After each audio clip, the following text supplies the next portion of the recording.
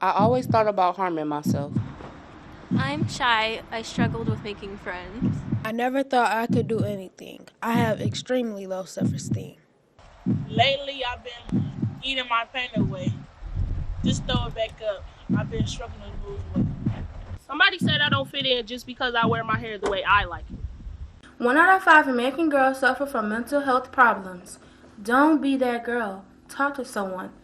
Those thoughts I had are long gone, for I have a future I need to get to. In order to get better, I had to do better. I learned how to make friends. I believe in myself. That's when everyone else did, I set an example. Instead of me eating everything, I started watching my calories. The weight is falling off. I wanted to change my hair, but I decided it was for me. It's for me. A PSA from the Curvy Girl Project.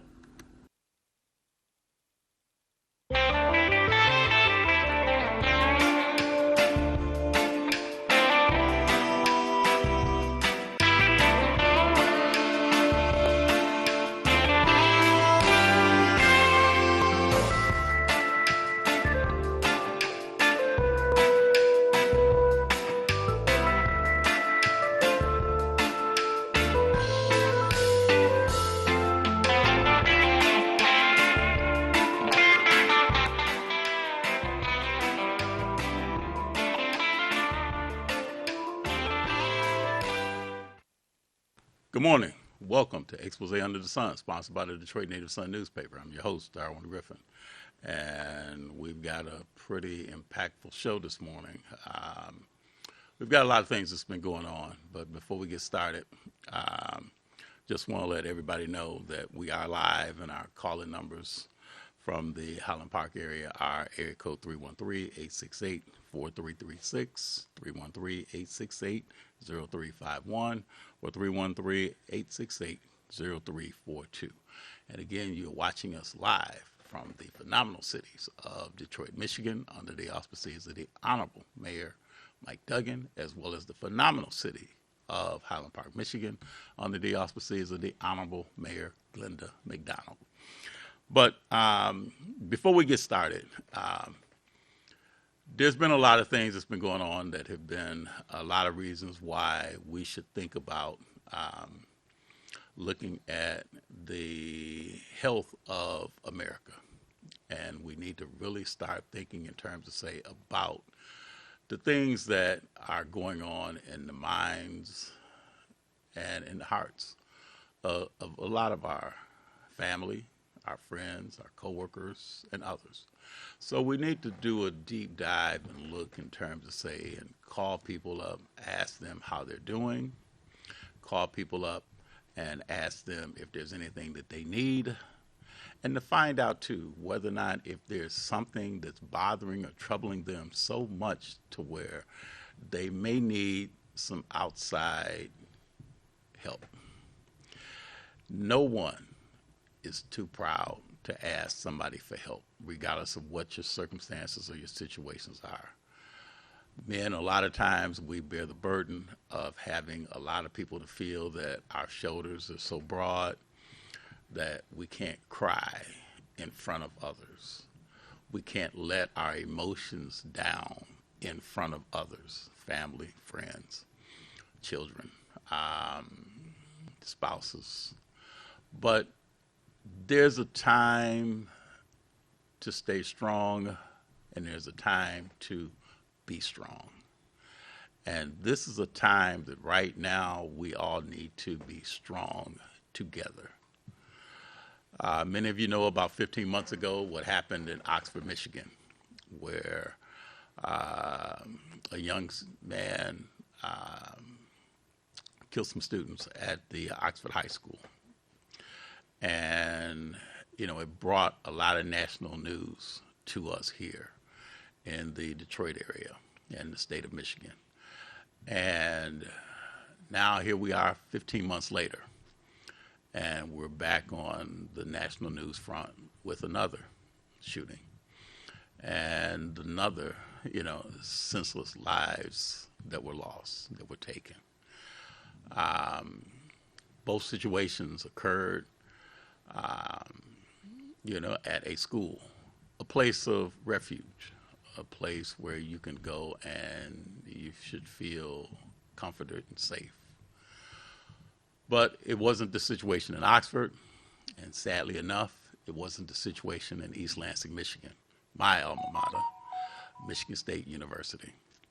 And, you know, I just to kind of give you an update before I introduce my guest, there was a situation that occurred yesterday evening up at Michigan State University around 8:15, 8:30 in the evening, where a person went to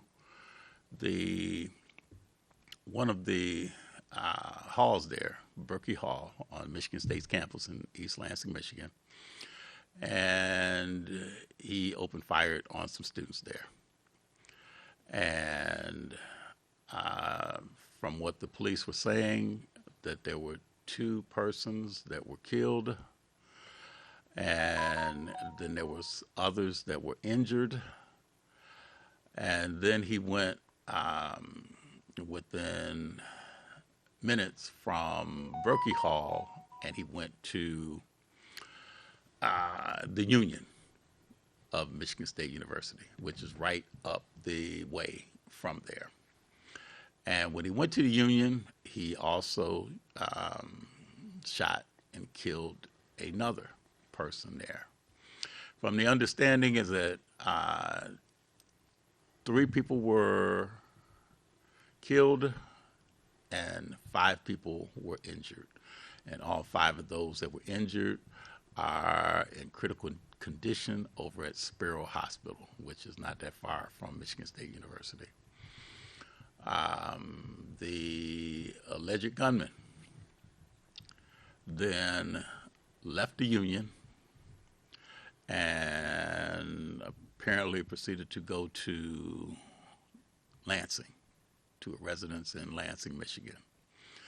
And they had surveillance from the Union.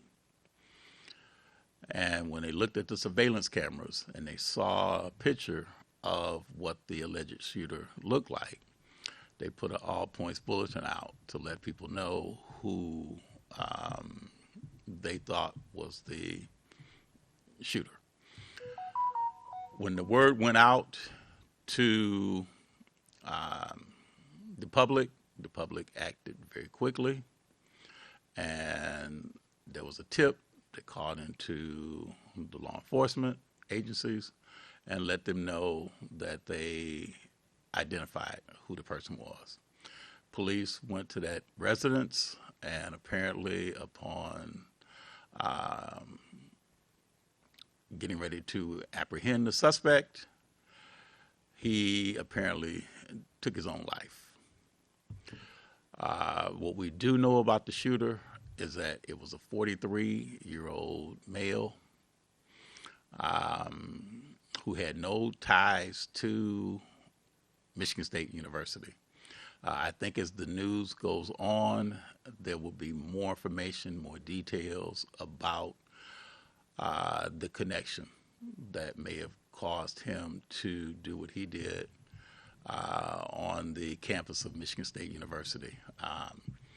I've had a lot of people this morning to call me and give me details that they've heard. Some are rumor, some are innuendo, some may turn into fact. Just as I also know from someone who had shared with me that they know one of the victims and know who this person is, age, everything. But I'm not going to release that information, on this show today. Our hearts, our prayers, our thoughts, our sympathies and condolences go out to the family and to the friends of those who were slain, as well as those who are still in critical condition right now. We definitely would like to give thanks to a lot of people that responded very quickly to this scene. The first responders, to the East Lansing Police, to the Michigan State Police, to the Lansing Police, to a variety of others that came together to apprehend the suspect very, very quickly. We definitely would like to go and express, our concern, and we pray that there's a lot of people that may have been hurt by this situation, fellow students, staff that were present, at the time, in both the Union as well as in Berkey Hall, and others around, because they had a stay to get everybody. I was talking to friends that live off campus that were told, don't leave your houses because there's an active shooter.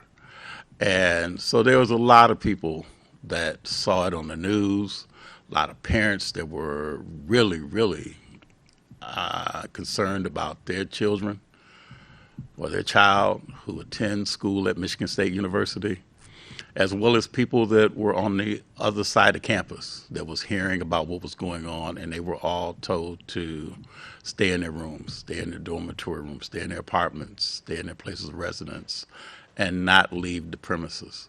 So there was a lot of people that were affected, and again, we're Michigan, we're a strong state, we were strong, and we were Oxford strong 15 months ago, and we are resilient, and we will be Spartan strong as well. So again, those that that may have been affected, our hearts, our prayers go out to you, and we hope that you will maintain the vigilance that we as Michiganders have when it comes down to if there's a issue, if there's something that is trying to overcome us, if there's adversity, that we will go and we will band together, we will stay strong, and we will be stronger as a result of how we are united. I could go on and on. I can go on for probably the whole half an hour for this show. But I've got a special guest in the studio. Her name is Pastor Velma Jean Overman, and she wears many, many hats. But, we're going to talk a little bit, until our show closes, a little bit about the need. I was listening to the press conference this morning, and Congresswoman Elissa Slotkin was talking about the need for mental health facilities. As many of you know, a lot of the mental health facilities were closed under one of our previous governors. And the thing is that when you have situations where persons may be in need of mental health, we've had a lot of situations, especially occurring in the Detroit area, where people have not been on their medication, where people were told that somebody needed some assistance, and then when people came to pretty much see what was happening in the situation, sadly enough, the threat upon the law enforcement officers that first came to the premises resulted in, sadly enough, someone getting hurt or someone getting killed. So as Congresswoman Slotkin said, we've got to stop this. We've got to stop this, and we need to address this. So again, without further ado, I thank you and welcome my special guest, Pastor Velma Jean Overman. Good morning, and this is quite a day, Mr. Griffin.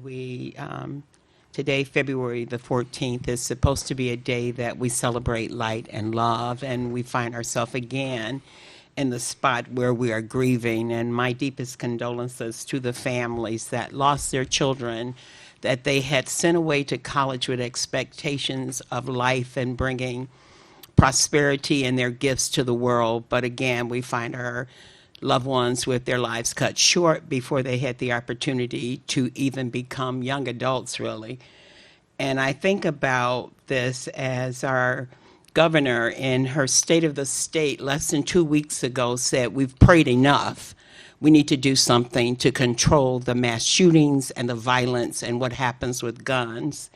And you and I, we are currently working with schools to talk about mental health and the stressors and what can we do to provide a place of safety for families. And as a pastor, I find myself grieving because we're caught between oftentimes what we think of evil, we find it's really people in need of mental health care. And we find stressors and situations created out of poverty and out of trauma that people don't know how to respond. And in this particular case, last night, just watching things unfold on the news, I contacted a cousin who's there getting her law degree. You know Javion's little sister's there. And she said, I'm okay, cuz, I'm okay. Another cousin that's a freshman, I'm okay, cuz. Mom's saying, everybody pray, this is happening. He's corresponding with me that they're all afraid. So our children are afraid, whether it's Uvalde with elementary kids, whether we're at the church, whether we're at the grocery store, a Walmart, college, and all the way through. We're afraid.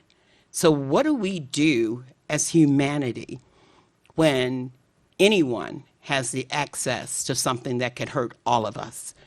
And as we think about this today, we're in spaces, whether it's the church, on our jobs, in our homes, we see things and we know something's wrong. But out of fear, we don't respond to mental health or to things that's just a little off, where we know if they're pushed the right way, this family member may hurt a lot of people, but we don't know what to do. And I've experienced this personally twice in my life. Once, as you alluded to earlier, when the governor let them go, my sister and her 6-year-old son was murdered by someone that came out of a mental hospital, jumped through her window, and shot and killed them both. And I experienced it at the other end, where my nephew had the knife, and the police said stop, and they had to kill him. And my sister had reached out because he was schizophrenic, and he was murdered by the police because they knew he needed the help. So what do we do in these conversations when day after day we keep saying the same thing? Enough prayer. Do we have policy? Do we have people strong enough to say, NRA, no, you don't have enough money for us not to be human? And we're talking, Darwin, about our humanity now, because you, as a Michigan State alumni, this has hit you in the heart. Me with family members there. It's hit us in our hearts. But you know what we both know is that it can happen again tomorrow. When we think about 2022, there was 647 mass shootings. There was 44,000 people that died as a result of that. And already in 2023, there's been almost a mass shooting every day. What do we do? And how do we do it? And how do we get our families to understand that when you see something, be bold enough to support the family member that's afraid to say something? Well, something that people used to tell me, I'd rather attempt to do something great and fail than not to attempt to do anything at all and succeed. And that's been my mantra, you know, that I would rather say something to someone and then be wrong that I did say something to someone than not to say something at all and then be right that I should have said something. Yeah. It's getting to the point where we are more reactive to things that happen rather than being proactive. And I think that that's the stance that listening to Congresswoman Slotkin, you know, was saying, and hearing what you're saying as well, Pastor Overman, you know, that we have to stop reacting.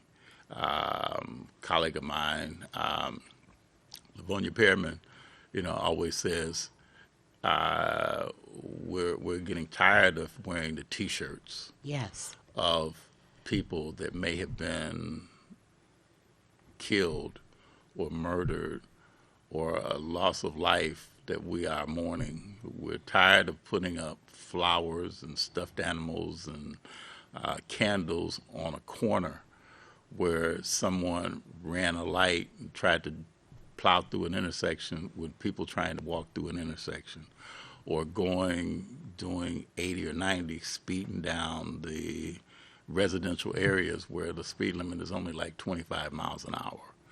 So the thing is that in situations like this, where we have to realize too that you can't just lock everybody up that has something that's going on, with them.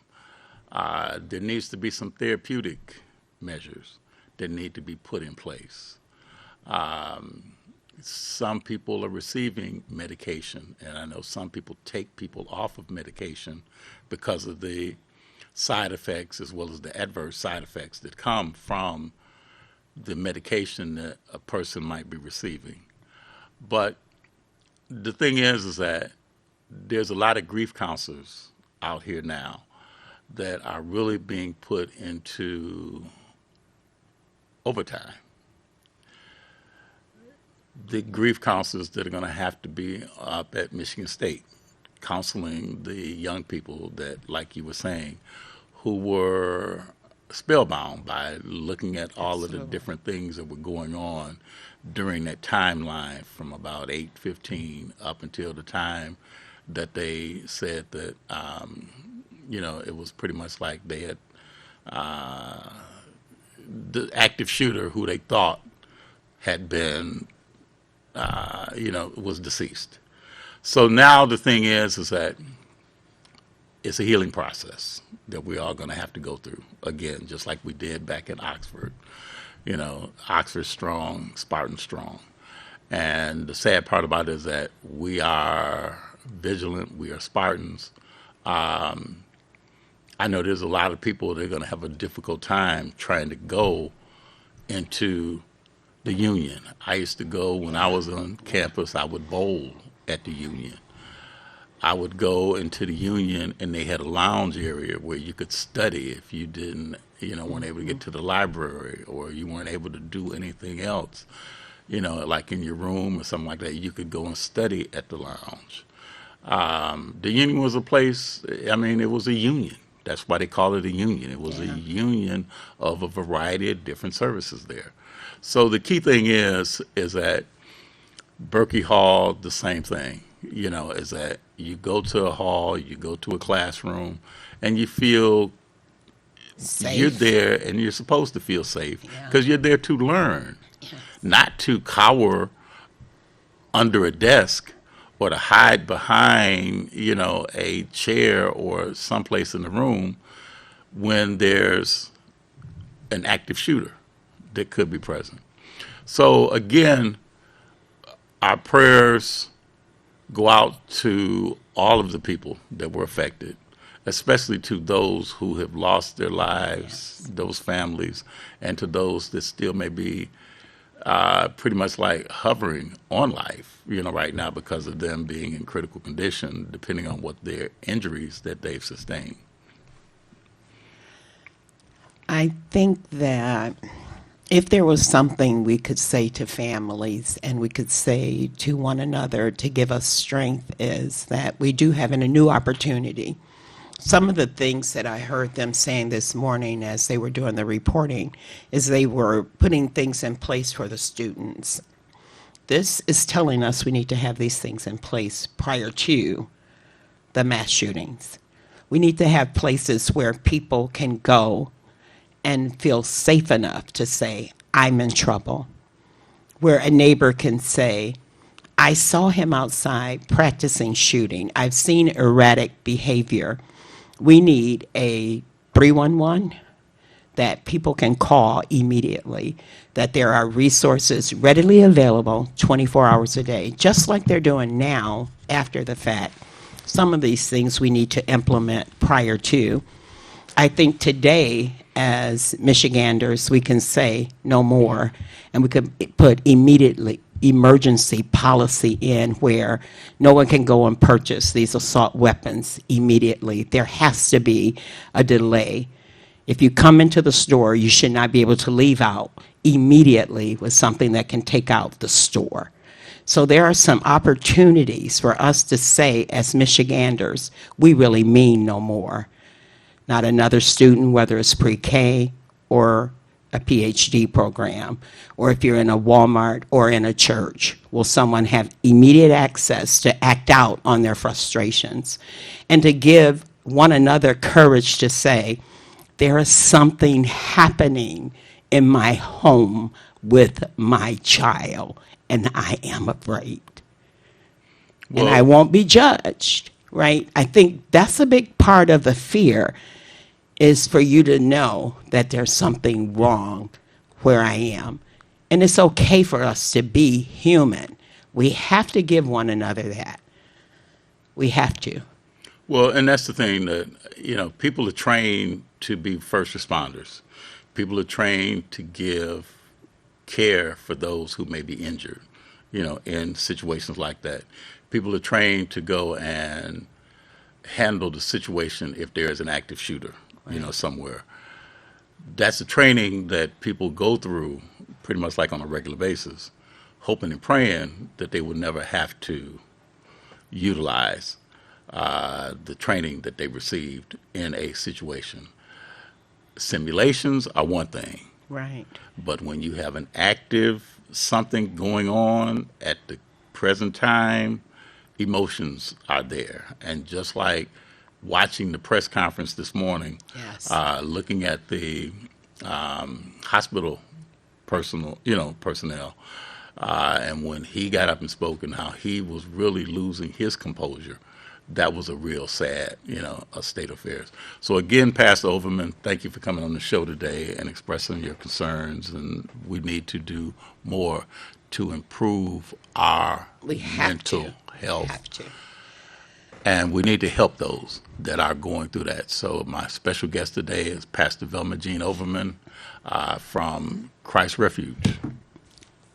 Christ Temple, Christ City of Temple, City of Refuge in Inkster. Okay, I'll make sure I get that right. But again, you've been watching Expose Under the Sun, sponsored by the Detroit Native Sun newspaper. If you'd like to get a copy of the Detroit Native Sun newspaper, you can contact Valerie Lockhart at 313-457-5944. Make sure you go out and let somebody know that you are in love with them and that you want to continue to loving on your fellow neighbor and family.